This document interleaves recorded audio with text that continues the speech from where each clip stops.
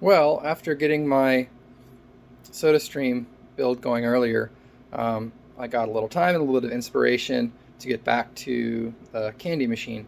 So I actually was able to get something going with a totally new design since the 3D printer's out of service. But check it out.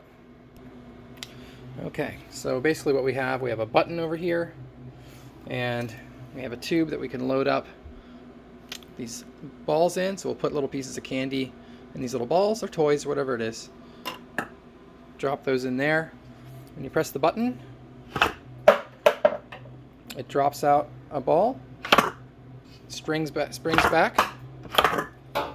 and reloads itself.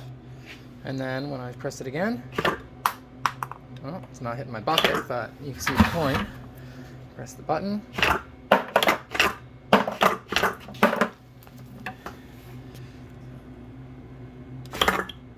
As you can see, how it moves back and forth, picks up a ball, drops it down.